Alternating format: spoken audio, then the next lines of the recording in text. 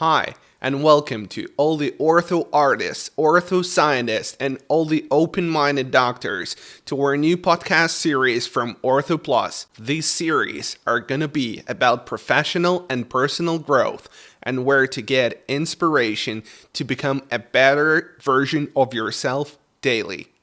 And let's dive into our very first episode with Sean Carlson.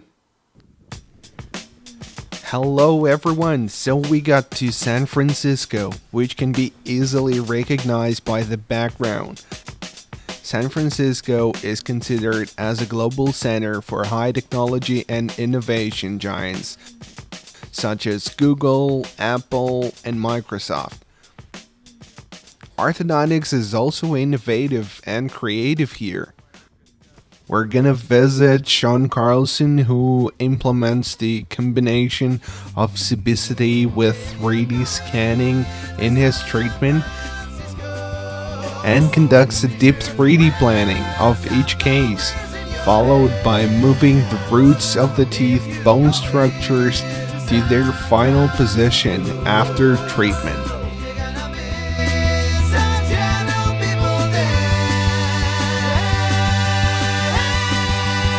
So, I actually took an interview already, but we were not filming it yet. So, it was like a rehearsal. Yeah. From now on, we're filming 100% sure. I would say 99%. I think we got it. I actually think that footage is going to surface and it will be gold. Okay. Yeah. So... We're now in San Francisco, California, in this very beautiful place, which is Dr. Sean Carlson's clinic. And it is such a cozy place. We're just in the middle of this forest, I would say. It is very close to all this natural environment.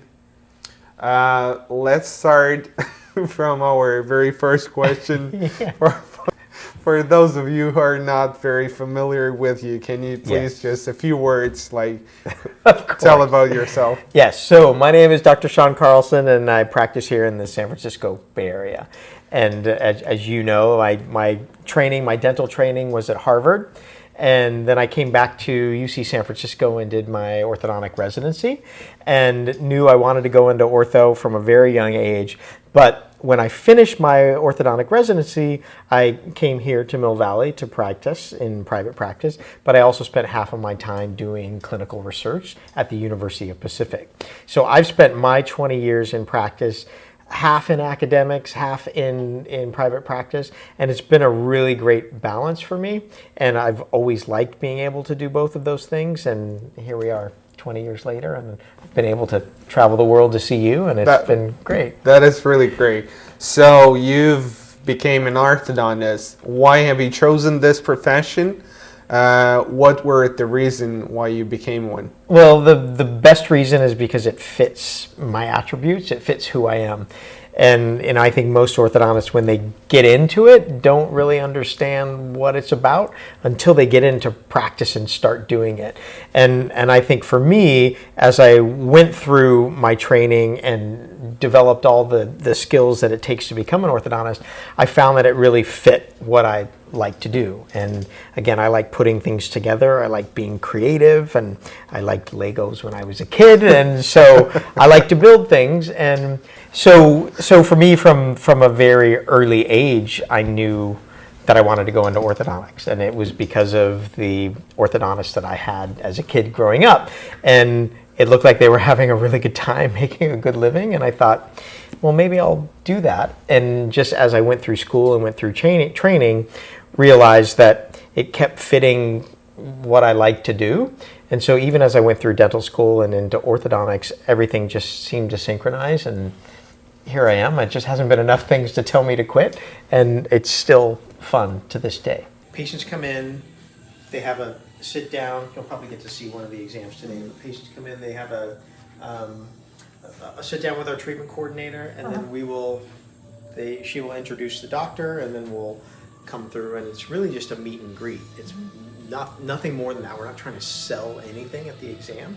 Just trying to say, hey, hello, what's your problem? and is there anything that we can help you with? Yeah. So we do an exam at the exam chair, which is in here. I'll just actually show you. So the way we do it is if you are a new patient, you'd come and you get greeted by the front desk, obviously, and then the treatment coordinator will simply become your concierge for that visit, and we treat it as almost like a discussion family style meeting. Beautiful. So the TC will sit down and just kind of go over concerns and talk to the patient and the parents.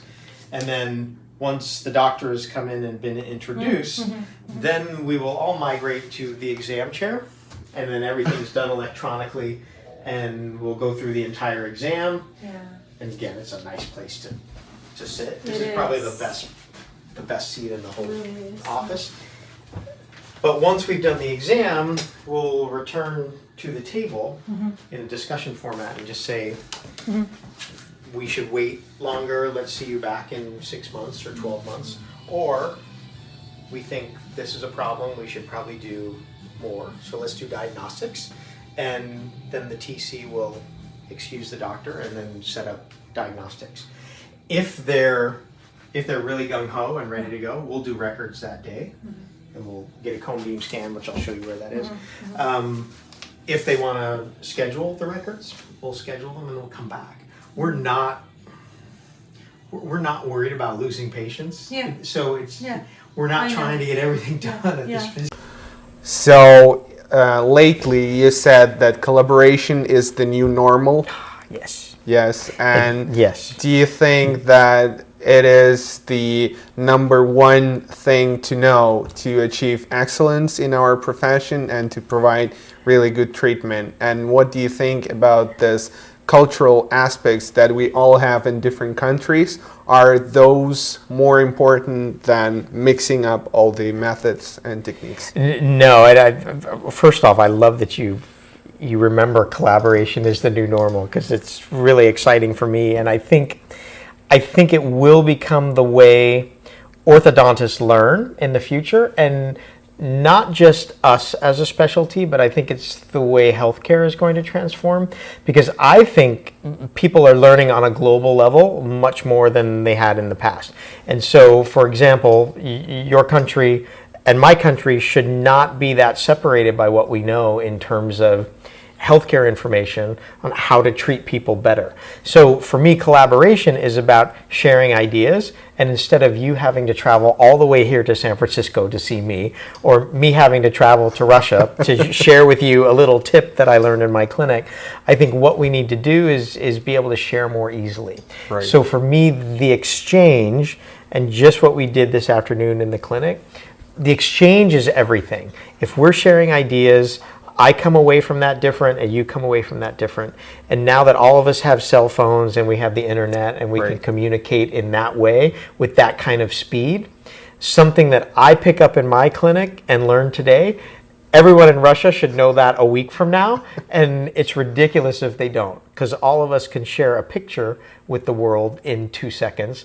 It's ridiculous that we can't share an orthodontic idea. And so I think collaboration is going to be the way we do that. And I don't think it's just going to be between professionals that are in practice like you and me, but it's how residents are going to learn how to do their work. Right. The fact that a resident is in a program limited to the faculty that they have, and they can't learn from other orthodontists that are doing something different, is ridiculous to me. So I think faculty should be global. It's a platform which is aimed at trying to revolutionize orthodontic education, information sharing, and is trying to create a worldwide network of how clinicians can validate their treatment data.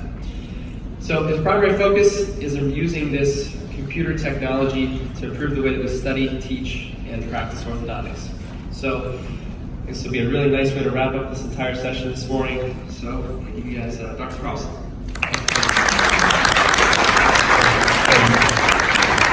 Thank you, Ryan. Good morning, everyone. Just before lunch, I'm going to give myself a little room on the stage here.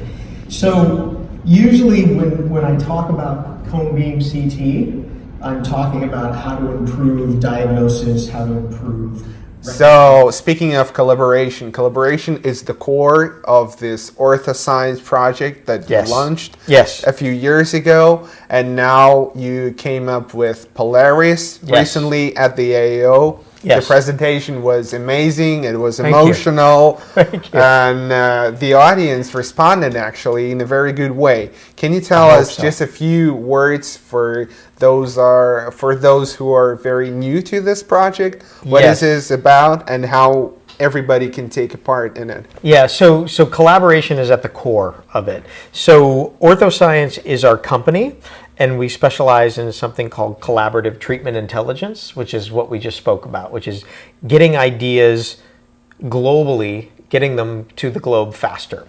So the signature product that we make is called Polaris, which is our platform on which doctors share ideas. And a lot of it is based on very carefully documented casework.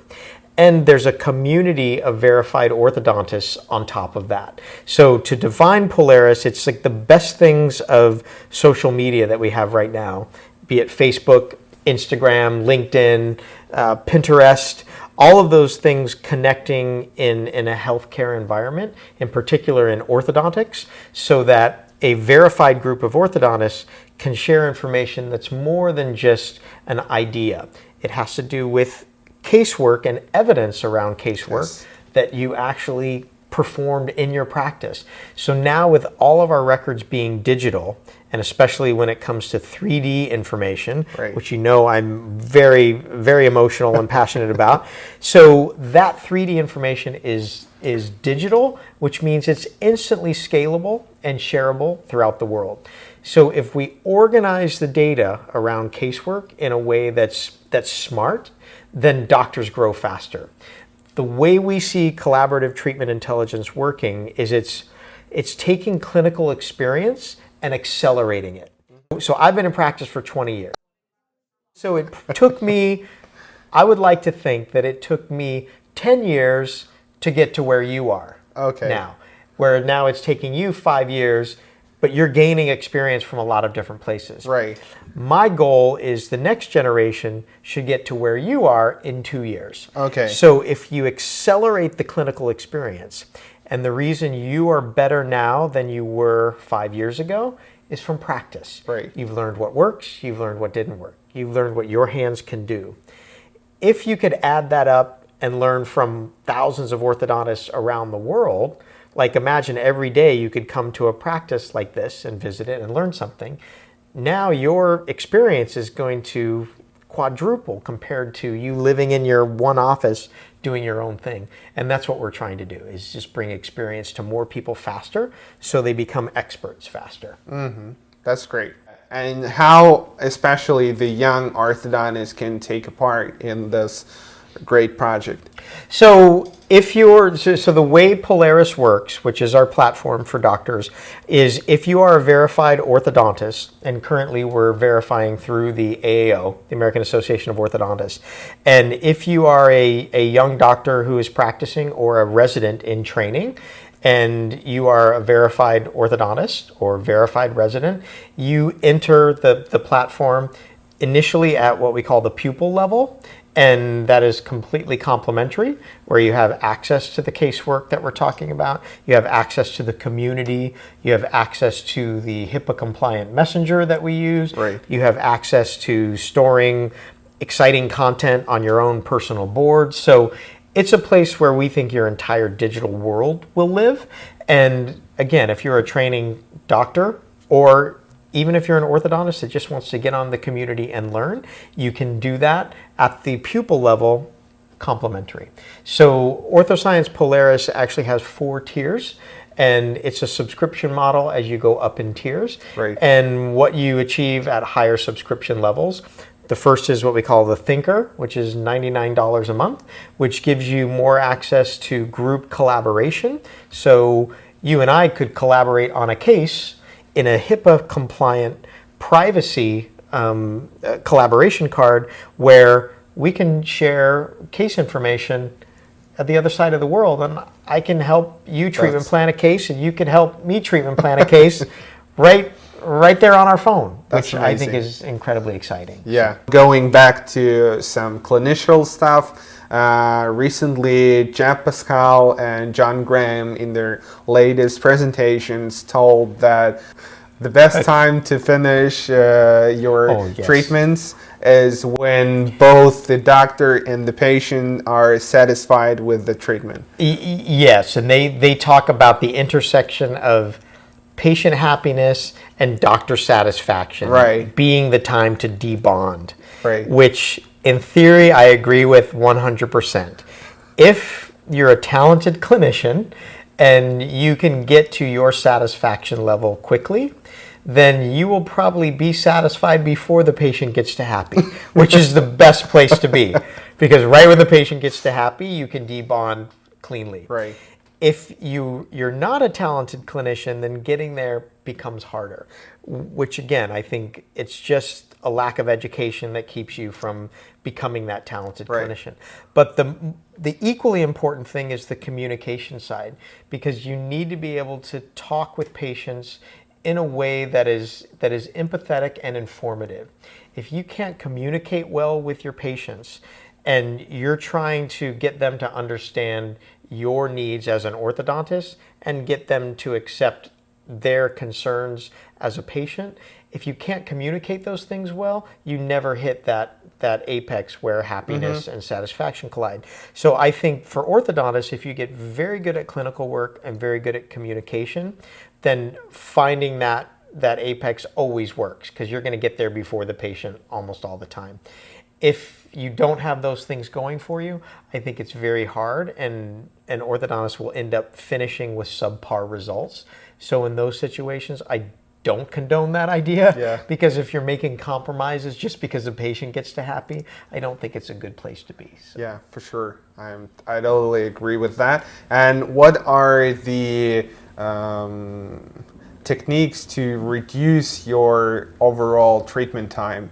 So you were telling me the other day that dealing with transversal or sagittal first, yeah, and then doing some sort of phase 2 treatment. So for me, it's actually transverse far more important than sagittal. And I think most of the problems that we treat in orthodontics are transverse problems. Three-dimensional imaging allows you to see those in a way that you can't see with two-dimensional imaging. So I'm not someone who says, sagittal before transverse. For me, it's transverse before everything. If you haven't diagnosed transverse, then you shouldn't start working on sagittal problems. So I think you need to attack the big problems quickly in orthodontics, and I think stepping outside our comfort zone of what we're used to with orthodontics helps us do that. Like we've talked a lot while you've been here about class 2 elastics on light wires. I do that all the time, and it's not how I was trained. I was trained you have to wait until heavy wires to do sagittal mechanics, and that's not true. I think teeth move when you push on them, and if you're creative, you will find ways to move them more efficiently. I think a good diagnosis means a lot, and I think it means so much to treatment efficiency. If you diagnose correctly and you communicate the problem to the patient, you get 3 to 4 months ahead of everybody just by doing those two things. Right. So I think there's a lot of ways to make treatment faster. Our treatment times are traditionally very short in this practice because we've just focused on it. And another thing we've talked about while you're here is this paying attention. If you're paying attention, you can improve a lot. If you're just getting out practicing how you were taught to practice, you're not going to improve. And your treatment times are going to be exactly the same. And they're going to be all over the map, and they're going to have 6 months, windows on either side. But if you're paying attention to what you do and what you're trying to do, your treatment times get better. And it just grows exponentially as you practice longer. I'm much better now than I was 5 years ago. And exponentially better than I was 15 years ago. Simply by showing up and paying attention. You have to do that. So speaking of that, do you think that there is a certain time point when orthodontist can say that he achieved that excellence in the profession? or we are lifetime students in our profession and there are no limits and always a next level, as you say. I really hope there is always a next level. And this is hard for us as professionals. It's hard for orthodontists, and personally it's the hardest lesson that I've had to learn, which is no matter how good you get, I don't care if you are the best in the world. My hope is that 10 years from now, you will look back on your techniques and they will seem antiquated. So for me, if I learn to solve a problem better and I get better at what I do, it's just the next step in becoming another level better. If I can do a treatment in 14 months, I can do it in 12. If I can move a tooth efficiently with one appliance, I can do it with something that's more elegant or more simple. So our profession really likes to reward expertise, and we really love that feeling of we've arrived, like now we've become an elite orthodontist. I think anyone that's not a perpetual student is destined to not live up to their capability. So I hope everybody doesn't plan on arriving anywhere. I don't care what the accolades are, even if the profession says you're great or the American Board of Orthodontists says you're wonderful. It doesn't mean anything because none of us have made it. There's always a next level that we can get better. If you're going to San Francisco,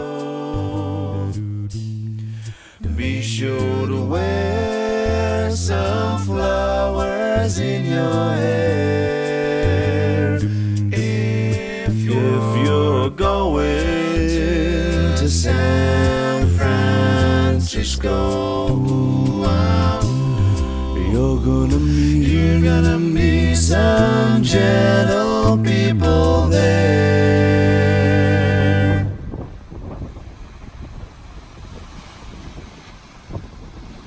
Thank you very much for such a nice Pleasure, talk. always. Thank you guys for coming to visit, and thanks for putting up with my dog. Yeah, he was very nice also, taking part in this interview. He's pretty sweet. Yes, he's pretty sweet. And he was taking part in the treatment planning actually also. He tries to take part in as much as he can.